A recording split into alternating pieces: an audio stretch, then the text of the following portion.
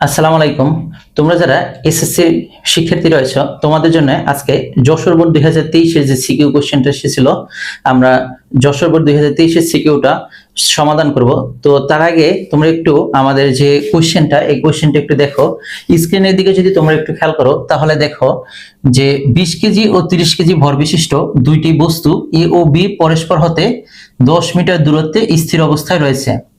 তাহলে প্রশ্নের যে প্রথম স্টেপটা এটা একটু দেখো যে 20 কেজি ও 30 কেজি, 20 কেজি ও 30 কেজি ভর বিশিষ্ট, ঠিক আছে, 20 কেজি ও 30 কেজি ভর বিশিষ্ট দুটি বস্তু 10 মিটার দূরত্বে স্থির অবস্থায় রয়েছে। তাহলে এটা হলো আমাদের 20 কেজি, এটা হলো 20 কেজি এ বস্তু, আর এটা হলো আমাদের 30 কেজি, 30 কেজি বি বস্তু। এখন এ বস্তু এবং বি বস্তু 10 মিটার দূরত্ব, মধ্যবর্তী যে দূরত্ব এটা হলো 10 মিটার। তাহলে ডি হলো 10 মিটার, ঠিক আছে। এরপরে দেখো এ বস্তুর উপর বল প্রয়োগ করায় তা বি বস্তুর দিকে 10 মিটার পার সেকেন্ড বেগে গতিশীল হয়। এখন এটা দেখো, এই যে এ বস্তু আছে, এ বস্তুর উপর যদি ফোর্স ক্রিয়েট করা হয়, এ বস্তুর উপর যদি ফোর্স ক্রিয়েট করা হয় তাহলে এটা 10 মিটার পার সেকেন্ড বেগে, 10 10 মিটার পার সেকেন্ড বেগে বি বস্তুর দিকে গতিশীল হয়। তো মিলিত অবস্থায় বস্তুদ্বয় 4 মিটার পার সেকেন্ড বেগে চলমান থাকে। আমাদের লাস্টের যে অংশটা, এই অংশটা আমাদের ঘ নাম্বার যে অঙ্কটা, এই অঙ্কটা সমাধান করতে লাগবে। তো এখন আমাদের গ নম্বর প্রশ্নটা দেখো, উদ্দীপকের আলোকে বস্তু দুটির মধ্যবর্তী মহাকর্ষ বল নির্ণয় করো। তাহলে এই যে দুইটা বস্তু আছে, এই বস্তু দুইটার মধ্যবর্তী মহাকর্ষীয় যে বল আছে, এই বলটা আমরা নির্ণয় করব। তো তোমরা ইতিমধ্যে জানো যে মহাকর্ষীয় বল নির্ণয় করার একটা সূত্র আছে, যে F equal to G M one M two divided by D square. তোমরা এই সূত্রটা জানো সবাই, ঠিক আছে। এখন দেখো আমাদের এখানে এম অন কত, এম অন হলো 20 কেজি, এম অন হলো 20 কেজি। এম টু কত, এম টু হলো 30 কেজি, এম টু 30 কেজি। ওকে, এখন দেখো জি, আমরা জানি মহাকর্ষীয় ধ্রুবক, মহাকর্ষীয় ধ্রুবক জি এর মান হলো 6.67, 6.67 into 10 inverse 11 newton metre square per kg square, ঠিক আছে। এটা হলো জি এর মান। দেন আমাদের ডি আছে কত, ডি আছে 10 মিটার। এখন আমরা এফ বের করব, ঠিক আছে। তাহলে ভ্যালুগুলো একটু বসাও। জি এর মান হলো 6.67 into 10 inverse 11 into 20 into 30 divided by D হলো 10 স্কয়ার। এখন আমরা টোটালটা একটু ক্যালকুলেট করে দেই, দেখি কত আসে। 6.67 into 10 inverse 11 into 20 into 30 divided by 100, আমাদের আসছে 4 ইন্টু 10 ইনভার্স 10, ঠিক আছে। 4 ইন্টু 10 ইনভার্স 10 নিউটন। এটা হলো আমাদের গ নাম্বার যে অঙ্কটা, অর্থাৎ মহাকর্ষীয় ধ্রুবক যেটা আছে এফ, সরি মহাকর্ষীয় বল যেটা, এফ এর মান হলো 4 ইন্টু 10 ইনভার্স 10 নিউটন, ঠিক আছে। তো এখন একটু দেখো ঘতে কি বলছে, ঘতে বলছে উপরের ঘটনাটি ভরবেগের সংরক্ষণশীলতার নীতি সমর্থন করে কিনা গাণিতিক বিশ্লেষণ দাও। আচ্ছা, এখন ঘয়ের যে অঙ্কটা, এটা সমাধান করার ক্ষেত্রে আমাদের একটু কনসেপ্ট খেয়াল করতে হবে, যে যখন কোন দুইটা বস্তু সংঘর্ষ হওয়ার পরে যদি তাদের ভরবেগ আর সংঘর্ষ হওয়ার পূর্বে তাদের ভরবেগ দুইটা যদি সেম থাকে, তাহলে ভরবেগের যে সংরক্ষণশীলতার নীতি রয়েছে, এই সংরক্ষণশীলতার নীতি এটা সমর্থন করবে। আর যদি দুইটা বস্তুর ভরবেগ সমান না হয়, তাহলে ভরবেগের যে সংরক্ষণশীলতার নীতি রয়েছে এটা সমর্থন করবে না। তাহলে আমরা একটু দেখি যে দুইটা বস্তুর ভরবেগের সংরক্ষণশীলতার নীতি সমর্থন করে কিনা।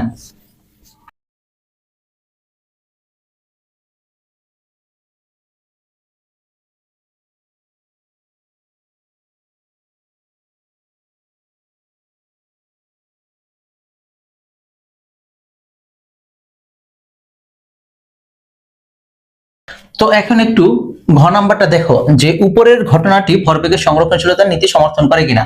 এখন এক্ষেত্রে আমাদের লাস্টে একটা ইনফরমেশন আছে যে মিলিত অবস্থায় বস্তুদ্বয় 4 মিটার পার সেকেন্ড বেগে চলমান থাকে।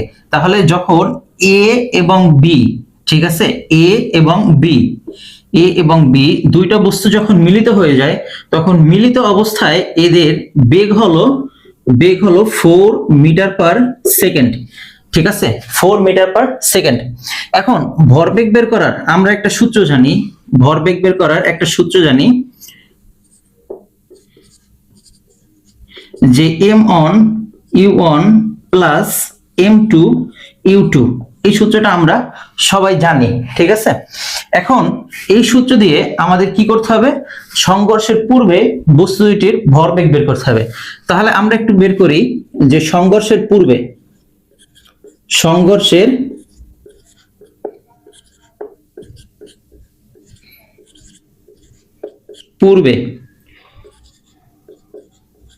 বস্তুদ্বয়ের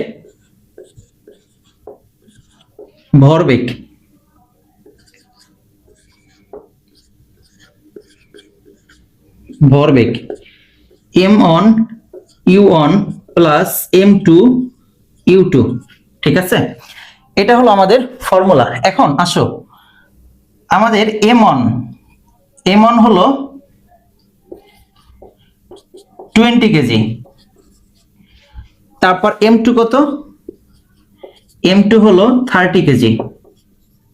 ঠিক আছে, m1 20 আর m2 30। এখন আসো u1, তো u1 তোমরা যদি এটার দিকে একটু খেয়াল করো, এই যে পিকচারটা এটার দিকে যদি তোমরা একটু খেয়াল করো তাহলে দেখো যখন এই বস্তুটা বি বস্তুর দিকে অগ্রসর হয়েছে তখন এর বেগ ছিল কত, 10 মিটার পার সেকেন্ড বেগ ছিল। অর্থাৎ এই যে বি বস্তুটা ছিল, ঠিক আছে, এই যে বি বস্তুটা ছিল, এই বস্তুটা কি ছিল, স্থির ছিল। ঠিক আছে, স্থির ছিল। তাহলে এখানে এ বস্তুটার বেগ অর্থাৎ u1, তাহলে u1 কত আমাদের 10 মিটার পার সেকেন্ড, u1 হলো 10 মিটার পার সেকেন্ড। ঠিক আছে, আর যেহেতু বি বস্তুটা স্থির অবস্থায় ছিল তার মানে u2, এখানে u2 কত হবে, 0। বুঝতে পারছো, u2 কত হবে, 0, যেহেতু বি বস্তু স্থির অবস্থায় ছিল তাহলে u2 0। এখন আসো, এখন একটু এখানে বসাও, m1 হলো 20, u1 হলো 10 প্লাস m2 30 গুণ u2 হলো 0। তাহলে এখানে 0 হয়ে যায় আর এখানে আমাদের থাকে 200 কেজি মিটার পার সেকেন্ড। ঠিক আছে, এটা হলো সংঘর্ষের পূর্বে বস্তুদ্বয়ের ভরবেগ। এখন আমাদের আরেকটা ভরবেগ বের করতে হবে, যেটা হলো যখন বস্তু দুইটা সংঘর্ষ হয়েছে, সংঘর্ষ হওয়ার পরে ওই বস্তু দুইটার ভরবেগ। তাহলে আমরা লিখতে পারি, দেখো, সংঘর্ষ হওয়ার পরে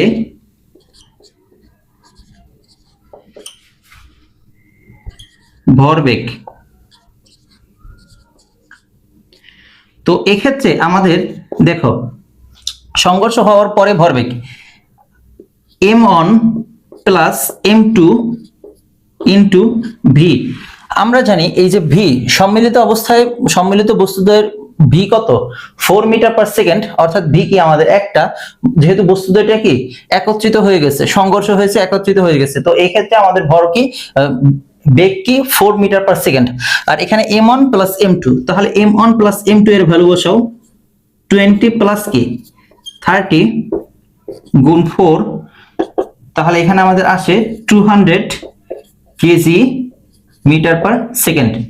ঠিক আছে, এখন তোমরা একটু খেয়াল করো, দেখো যে আমাদের এই যে ভরবেগ আছে, ঠিক আছে, সংঘর্ষ হওয়ার পূর্বে যে ভরবেগ এবং সংঘর্ষ হওয়ার পরে যে ভরবেগ, দেখো তো দুইটা ভরবেগ কি সেম আছে কিনা, দুইটা ভরবেগ কি সেম আছে কিনা, সংঘর্ষ হওয়ার পূর্বে এবং সংঘর্ষ হওয়ার পরে দুইটা ভরবেগ কি সেম।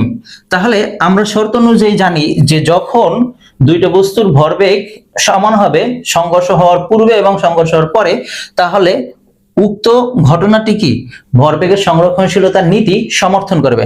তাহলে আমরা এখানে কি লিখতে পারি বলো, যে ভরবেগের ভরবেগের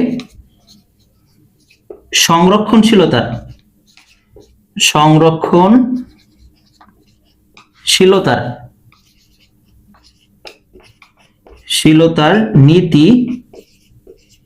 নীতি সমর্থন করে। ঠিক আছে, সমর্থন করে। তো এটা হলো আমাদের যশোর বোর্ড 2023-এর যে বল অধ্যায় থেকে যে সিকিউ এসেছিল এটার সমাধান।